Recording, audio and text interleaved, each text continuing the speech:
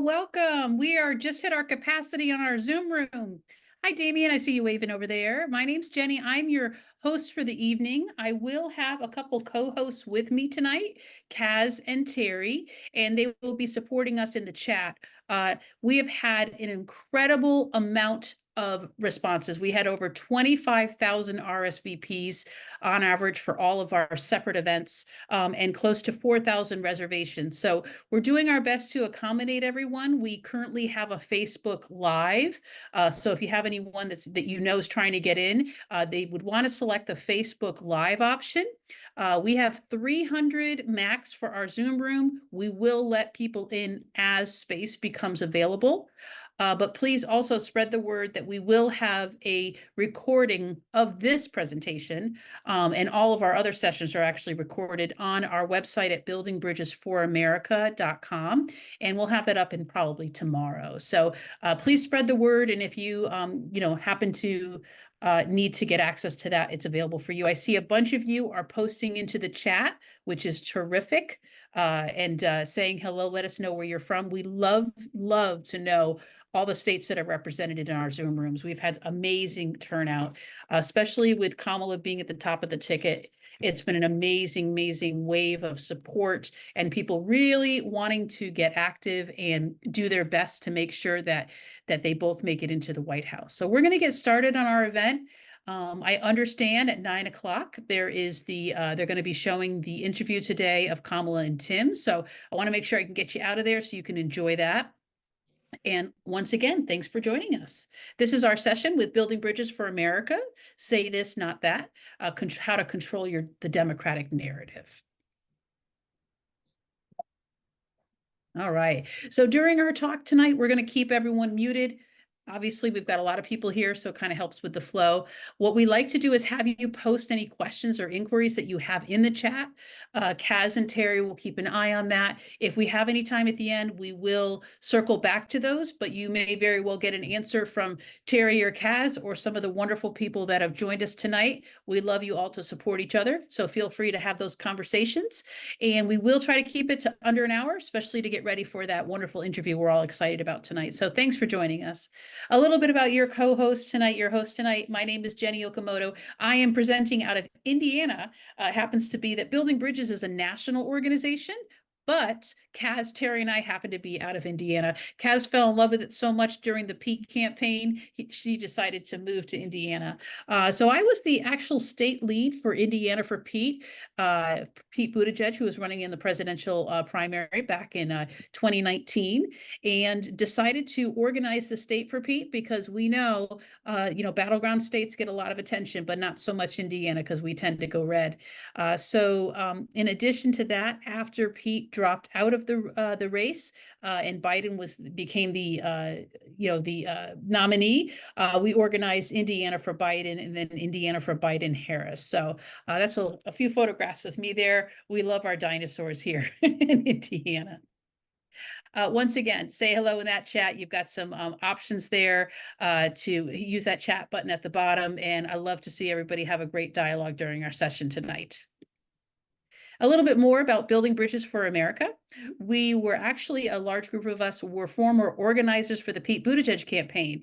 And what was interesting is we were former volunteer organizers. We were people much like yourselves and the people we meet through Building Bridges. You wanted to take action and make something happen. You may have had a candidate you believed in, local or on a presidential level. There may be a reason that you're organizing, something you're trying to solve, a problem in your community.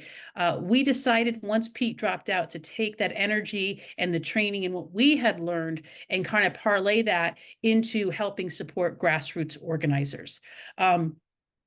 So we basically, believe that we want to support you in developing those relational, learning how to relationally organize, how to build your grassroots group. And we understand that, it's very important. We conduct ourselves still by Pete's rules of the road from his candidacy when he was running. What's interesting, you'll see some themes in the messaging later that we're going to talk about, particularly the kind of the high level themes that were coming out of the DNC that kind of follow some of these rules of the road. I thought that was really interesting. And we do have tracks of courses. We have a whole catalog of courses that we offer. They're typically 6 to 8 week sessions, and we rotate through those. We're going to be finishing up this session. Our next session will be focusing on the GOTV. It's going to be kind of a shorter session to really give you a chance to kind of work on the ground and in your communities. And that will be specially geared towards that GOTV. But once again, if you've missed a session, if there's a topic that seems particularly interesting to you, there is a recording of it. The workbooks are there. Now that we're doing Facebook Lives, there will be an archive of the current recordings that we're doing on Facebook. And we do update those recordings. We are recording tonight, and that will be uploaded by this weekend. So you'll have access to that. Once again, please share that with anyone you know that may have missed tonight's session. Like I mentioned, we do have a companion workbook. Most of our sessions do. The slides will be available. Actually, they currently are, in addition to the recording. There's some other great resources you'll find there. Door knocking tips, information. We have a fabulous book club. We have our resource list there and some of the recordings from our book clubs there. There's just a whole great catalog of information there. So if you're curious, check that out. So let's get started. So when we talk about messaging, what are we really talking about? Well, to me, and in my experience, messaging is really how we sell an issue, right? It's how we sell an issue, a candidate, how we connect with that target audience. And typically a lot of messaging is it's connecting with emotions. And we'll talk a little bit more while those kind of trigger that. Because words do really matter. There is a great author, he's got a series of books, and we were just laughing because he is a theorist from the 1990s about framing, and he's seeing a lot of what he said we needed to do when we were talking about messaging coming into play right now. So he's kind of getting his chuckle about, like, I told you so back, 20 years ago, 30 years ago, that this is what we really needed to be doing. He's got a series of books. They're really short and sweet, easy to pick up on, like Thrift Books or Book Hub. And basically what he's talking about is that frames are these mental structures. When we hear someone say something about freedom or say something about invasion or whatever, we're really triggering these innate frames that we have that are developed out of kind of like our childhood and our life experiences. And so when these words are used, these certain kind of words kind of activate these emotions, and they can be positive and they can be negative. But basically, the more we hear these words, the more kind of triggered, we might use that term, is it's more really connecting with that emotional response based upon kind of what our core beliefs are. And when we talk about these core beliefs, there's really two kind of systems. And George talks a lot about it within the family structure. And what kind of clued him into this was we would hear people talk about the father of the nation and kind of these talking in familiar kind of roles, rhetoric. And typically what we're looking at when we talk about progressives, there's this nurturant kind of role, which is we care about everyone. And, there's this innate idea that we're raised with, that we have this responsibility to the community, to those around us. And I would feel I have a very sense of personal attachment to me as a progressive. That really, I feel like, to be a successful society, we need to support everyone. And having that empathy and cooperation, those are very nurturant kind of progressive ideals. Whereas what we're seeing with maybe our GOP side, is more of this strict father, this authoritative kind of hierarchy. There's a father that kind of dictates decision-making in the family, individual responsibility, individual success or failure is really not attributed to maybe kind of like any kind of societal structure or anything like that. It's really like, survival of the fittest. And if you don't do well, it's kind of, personally, maybe you take ownership of that. And you really only have empathy for what you call your in-group, the people that you identify with. And the belief is that success earned. So kind of approaching it from these two perspectives is why some messaging really resonates with someone who may have had this kind of frame of a conservative kind of strict father model. Whereas for progressives, we're going to kind of have a different vocabulary that we're really going to connect with. So we can really see that in our recent ticket for our president and vice president is nurturant progressives. We affirm love. We affirm that empathy and the importance of being sensitive and kind, right? And we've felt in the past kind of browbeat by these strict father frames, right?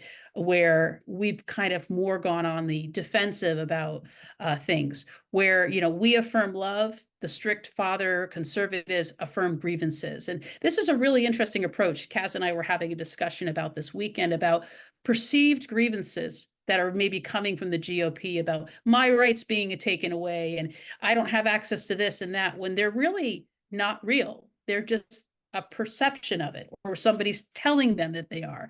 It's a really interesting dynamic. We thought it was really interesting. And we kind of saw it in action with some of our relatives. So we've seen that for sure.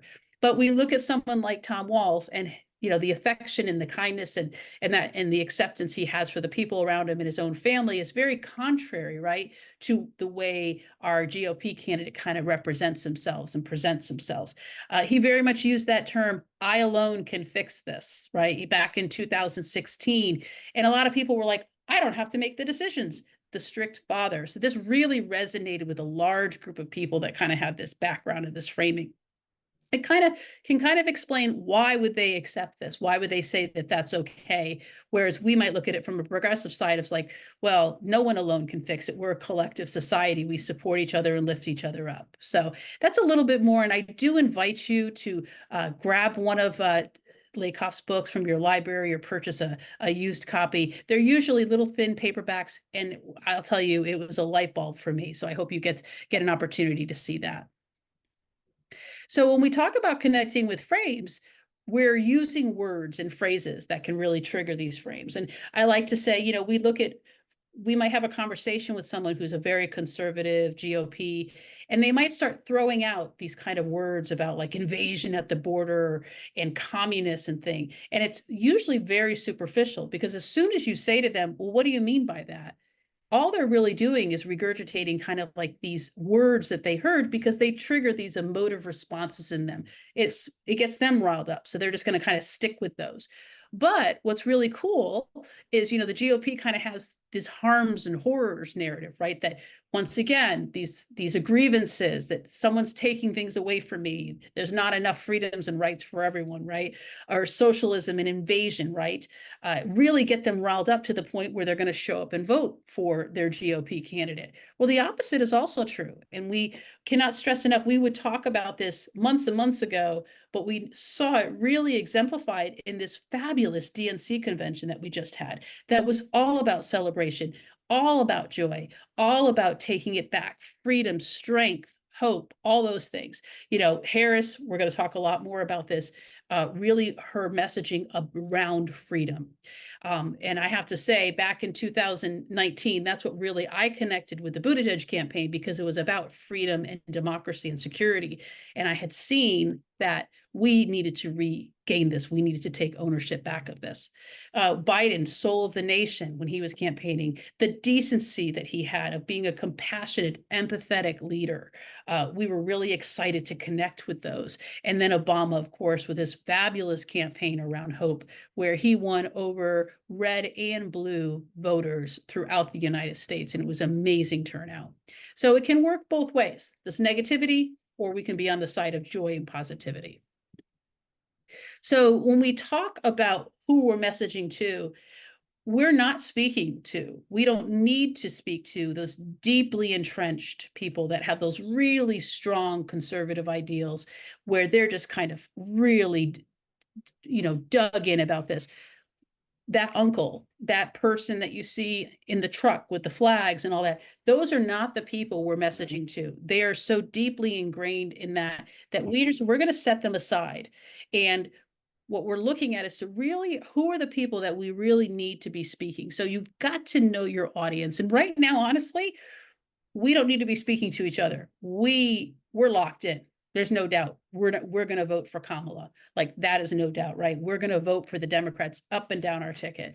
What we really need to be looking at are, who are those people that we have a potential of kind of getting them to show out, or maybe they're undecided, because there's a heck of a lot of them still out there. So there's a lot of opportunity to really focus in on that key audience. So when we look at this, there's this grid of, our likely voter way up at the left. That's my type of voter, right? I'm locked in, and hopefully many of you are. And then there's those strong Republicans that are, there's no doubt they're going to vote for Trump.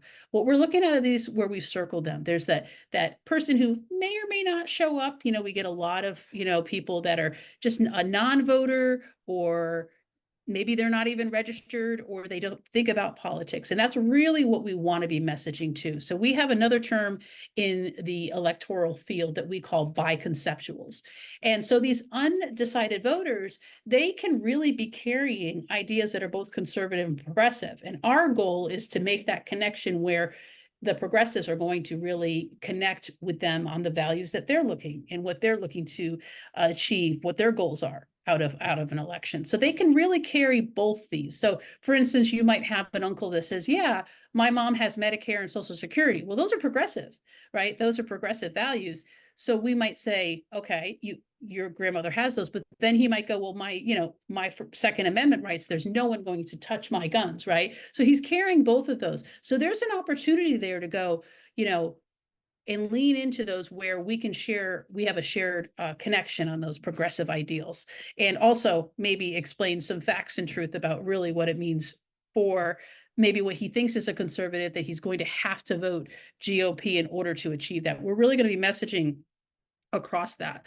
Another term for them, we call them our swing voters or persuadables. So if you're going out and say you're door knocking, you're going to ask the person who's created your list of people that you're talking to, you're going to say, who am I talking to? What kind of group is this? And they might use the term, these are swing voters, or these are people we've marked as persuadable. They still haven't made up their mind, and we have a potential to kind of, really connect with them on what we believe in. So the goal is to really, find those shared values that we share and connect to those and message to those. So a little more about the persuadables, because these really are the people. We are really, really close to the end of this election cycle. I feel like it did just begin. We are almost basically, September hits and this is the heavy heat. We call it all gas, no brakes until we hit that election day. So we want to really make sure that we're speaking to the people that are going to count. We don't want to really use our energy on, say, these deeply entrenched conservatives. They're not the people we're talking to. So basically, they might think about politics 4 minutes a week. They might see a TikTok. They might have a friend mention something, or maybe it's even less than 4 minutes a week. They tend to know the least about issues, candidates, legislation, and political process, right?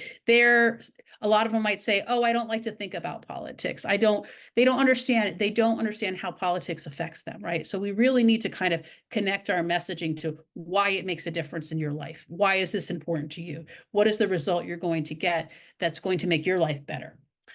They are looking for community identity. They want, the safety, and they do want to trust leaders. They've just been taught not to trust leaders because politics, it can be a dirty business sometimes. It's not the most pleasant. So what you really want to do when you're speaking with them is start with what you agree on, right? We can all agree no one wants to pay more taxes. The way taxes are structured are unfair. Gas prices are too high. So you want to really start with what you can both agree on. And then also connecting on those shared values that you agree on, empathy, kindness, dignity, respect for Americans, respect for our government, respect for our veterans, things like those. And never can really imply they're wrong. We wouldn't want to say, no, it's not like that. We might want to say, tell me more in lieu of that. We might want to seek to understand versus seek to, make a judgment on that. And listening, you cannot go wrong, because I'll tell you, a lot of people in politics, when you talk about it, they feel like they're not being listened to. So if we have that opportunity to be that person in front of them listening, they're going to say, oh, this person's a Democrat. They listen to me. We have an opportunity to kind of break down those barriers, and then focus on what will motivate them to vote. And we won't know what that is until they tell us what that is. So when we talk about messaging, there really is kind of an art to it. So really, we want to start with being very simple. Typically, progressives, we know our policies inside and out. We know how A got to B to C to that kind of thing. People don't really know that. We're sitting in a room now where just over time we have a shared knowledge of things. And so when we go to speak to someone who's a persuadable and not very involved in politics, they're not going to understand some of the rhetoric that we use. So always making sure that we use those simple words, that we kind of create an image or more of a feeling or a story, versus kind of saying, oh, the Inflation Reduction Act. They're not going to really understand that. We really need to simplify and kind of translate that to them in our messaging. Sharing on those connect values. We all believe, we all think children should have, full bellies, right? That children should have access to food and school and education. There's just very strong commonalities that we all have that we can connect to. And then most important, be yourself, be authentic, be consistent. Say, I'm scared. Say, I don't understand. Say, this is important to me. Sticking with those progressive values and just, not just staying true to your vision and values and why it's important to you, why, you might be running for office, why you endorse this candidate, why is this legislation so important. So a few more basics: use your own language. We talked earlier about kind of using words that trigger a response, an emotive response. So we don't want to use the term, we love to go back to this one is, I am not a felon. When Nixon would say, I am not a felon, people were not picking out, they were picking out the word felon. So we were laughing because Terry was telling me that George Lakoff, who I referred to earlier, was showing a sign of saying, he is not a felon, or Trump is not a felon. Well, he is making a very big mistake because he's using that word felon, and it's going to trigger that response in a lot of people going, well, felons are not good things. We don't want to say that. They're not going to catch the other part to it. So use your own language, never the opponent's. And you're going to see that we've been really able to kind of have this wonderful shift in progressive messaging from where we were really on the offensive. And we would say, but we're not. There is no invasion. There are no illegal immigrants. We were using a lot of the same verbiage that the conservatives had figured really triggered their base. We don't want to do that anymore. And you'll see that we've made a really great shift in the right direction with that. Know your beliefs and repeat it over and over. Never repeat ideas that you don't believe in. So even to counter them or to argue them. Be positive, be authentic, use imagery. So paint those stories, tell those stories, and say it simply. So a lot of times we'll look at things and go, is this simple enough for everyone to kind of understand? I think Obama used to say, if you can explain it to, or Joe would say, if you can explain it to my grandmother, then we can understand it, right?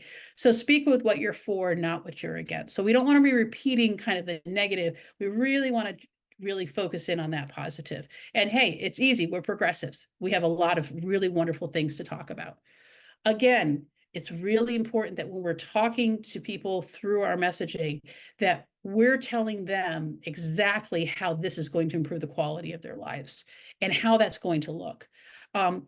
We talk about politics that walks into your homes, your pocketbooks, and your body. People talk a lot about reproductive health and making those decisions because that's very personal.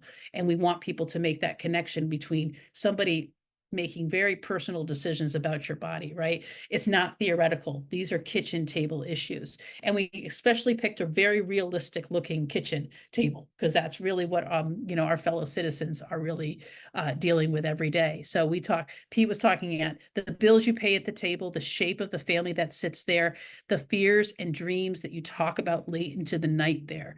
These are the things that we really want to be speaking to or asking people about, especially when we're, trying to research what messaging we want to put. So speak to that.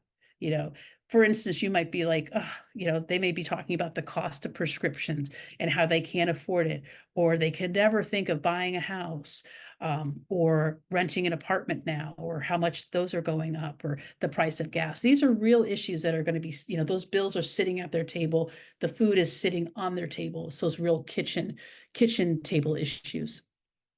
And of course, the storytelling. One thing I love about storytelling is if I tell my story, my emotional story about why I'm here and why maybe voting for Kamala or voting for a local city council member is important to me, it's irrefutable. Someone can't tell you that that's not your story.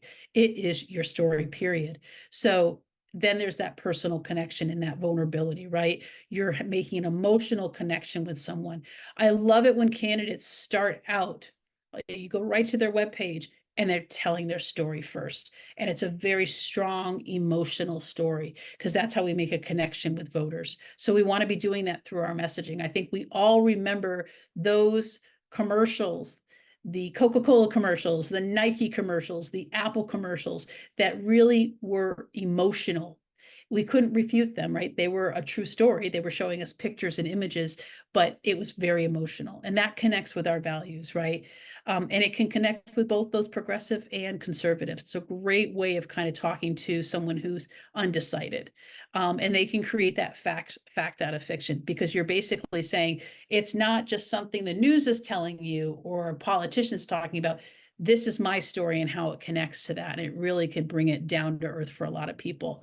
And then most importantly, it's building trust. It's building a relationship with people. So when you're messaging out and you're talking about your story or a testimonial with a constituent or something that's how they've changed their life or improved it, you're really establishing that trust and that relationship with people.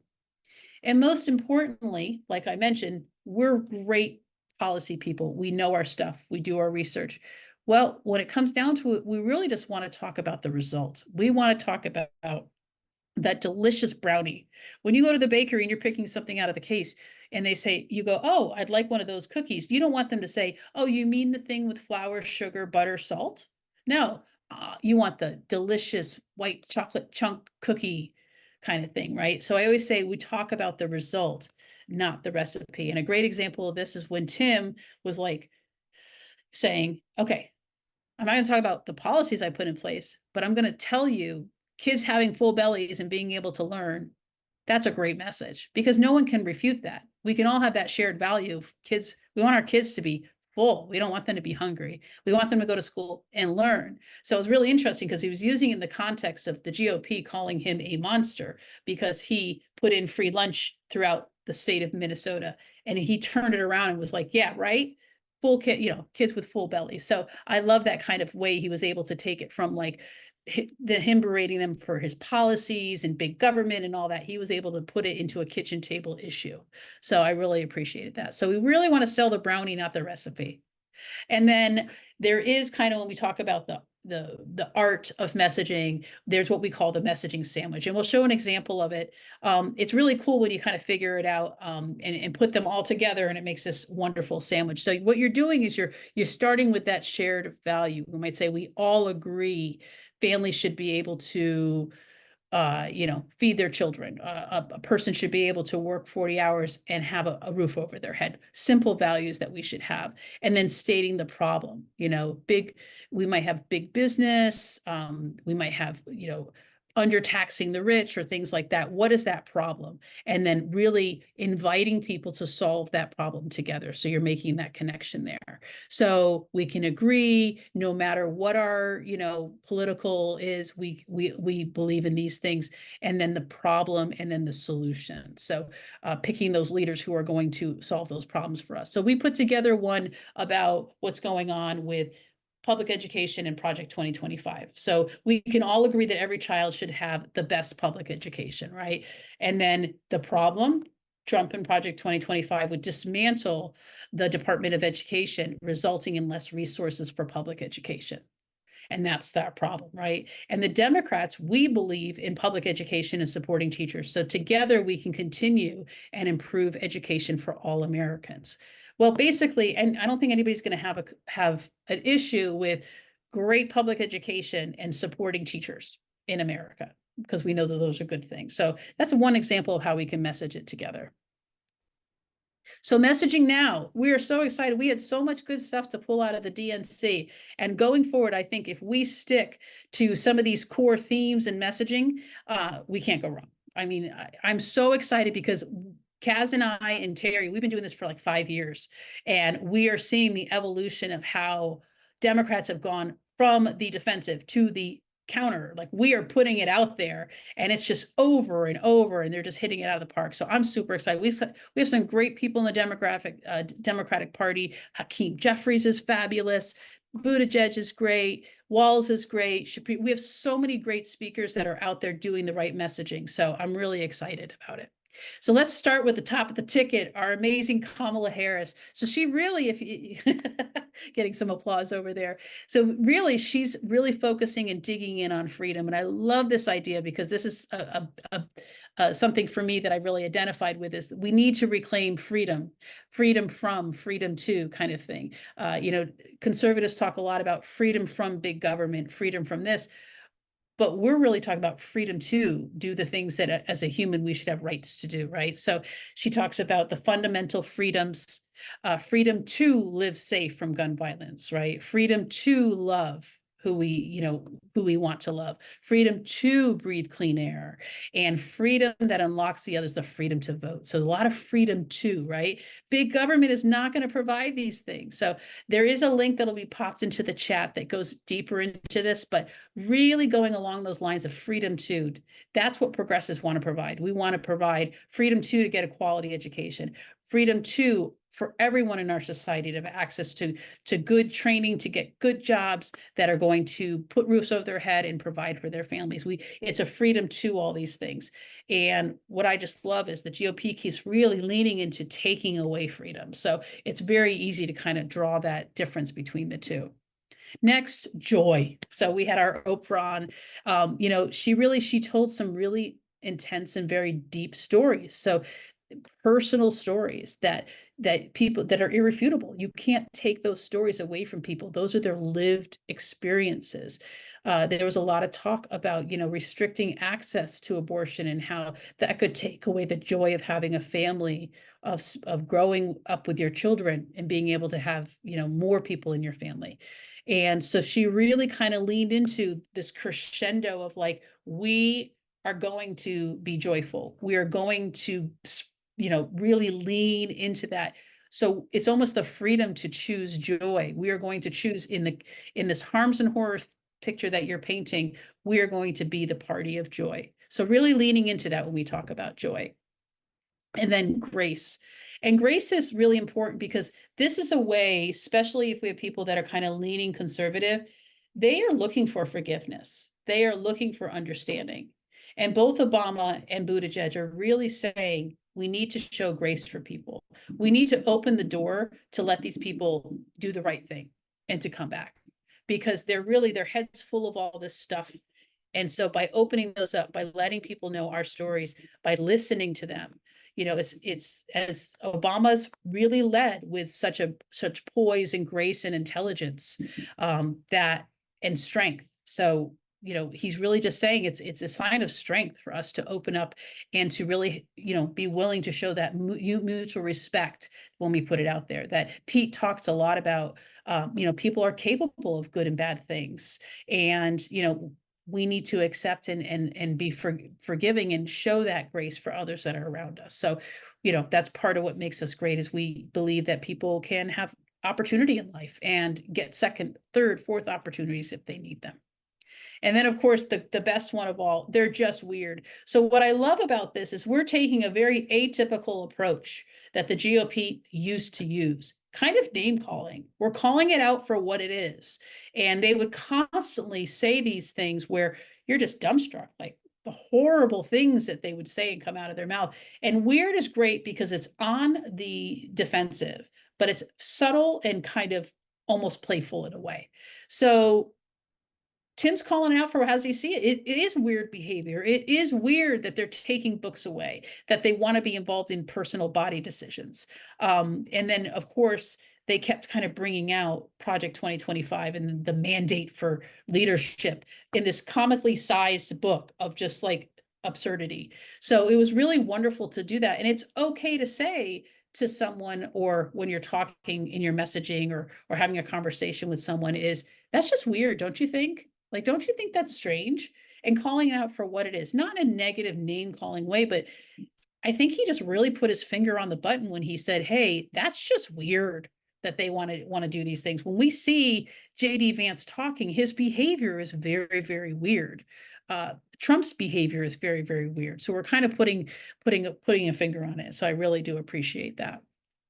And then once again, those kitchen table issues, really messaging to it, stating, basically, what are we going to be doing for you? Middle-class family taxes, right? We're going to cut your taxes. Prescription drug prices, we're going to take on big pharma, right? We've already, reduce the cost of insulin. If you want to buy a home, we're going to make it more affordable. And then, we're going to stand up for freedom because we want you to live the life that you want to lead, not what anybody else is telling you, that freedom to kind of thing. And just, that's what we want. We want to support our neighbors and have that empathy for the lives that they want to live. And then, of course, Obama, the other Obama, which it was funny because we were really, for this presentation, pulling a lot of Michelle out a lot. She did a spectacular job, but it's really that do something, when we're having those conversations of like, you can affect change, you can stand up for basic freedoms and decency. I noticed a lot of these were really kind of core values of respect, dignity, empathy. Those are core nurturant values that we're really, really leaning into. So when we're talking to people and messaging, it's like, we all believe everyone should have respect and decency. You should have it. We should have it. Everyone should have it, right? We can all agree on that and then understand how these other things kind of take them away. We don't want a president that demeans and talks down to people. And then, as us, we're going to unite together to support and lift up everyone, so let's together do something. So her messaging was very much there about like, join us to take action. It's time for us to do something. And she did a lot of that storytelling. She started, even Kamala started with her mom and ended with her mom. Like, you just can't take those core stories away. So now, working on messaging and understanding and speaking to these themes, we need everyone out kind of doing the door knocking, talking to everyone. So, Mobilize is going to send you a lot of information. They're going to send you a lot of alerts, a lot of emails, and some of them are going to say, sign up to do this, sign up to do that. So what we really want is for people to be out there actively now, because we are in the thick of it. September 1st is really launch time, and we need to be out there door knocking. So please sign up if you can to phone bank, postcard, door knock, but leaning into these themes of the messaging of freedom, of, do something, of grace, of, really focusing in on those kitchen table issues.